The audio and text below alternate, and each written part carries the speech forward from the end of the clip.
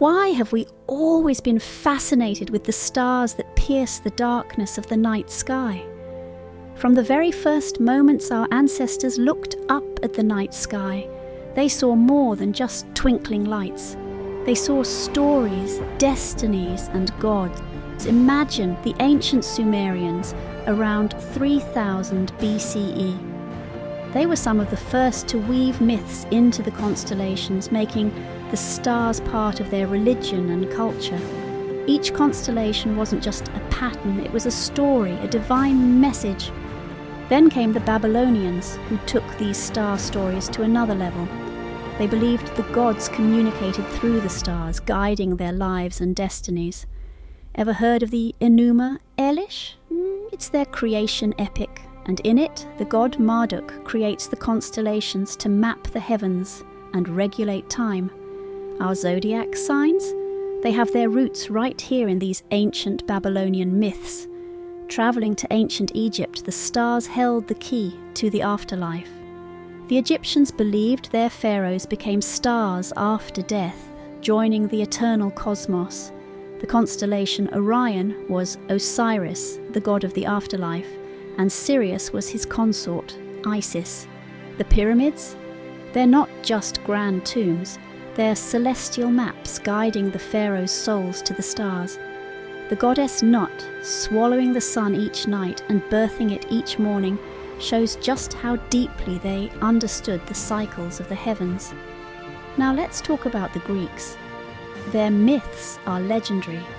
Homer and Hesiod captured these tales, making them part of Western culture. Heroes like Hercules and Perseus are immortalized in the stars, their adventures lighting up the night sky. Orion, the great hunter, is forever on his celestial hunt. Andromeda, saved by Perseus, lies next to him in the stars, their fates intertwined. And the Pleiades, those 7 sisters chased by Orion, transformed into stars by Zeus to escape him. Only 6 are visible to us, and that hidden 7th sister. It's a mystery wrapped in even more myths. Over in ancient China, the stars mirrored the earthly realm, governed by a celestial bureaucracy. The Chinese sky was divided into 28 lunar mansions, each with its own myth.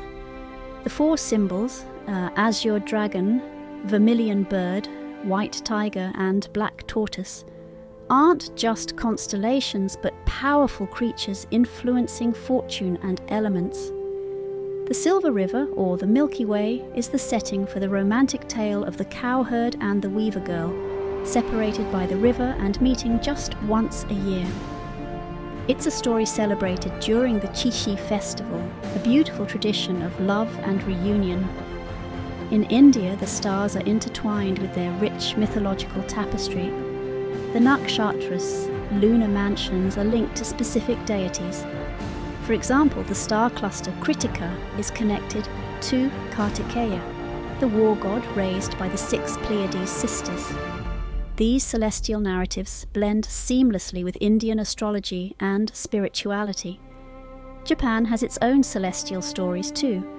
The Tanabata festival celebrates the meeting of Orihime, Vega, and Hikoboshi, Altair, lovers separated by the Milky Way, meeting just once a year. Introduced from China, it's now a beloved part of Japanese tradition.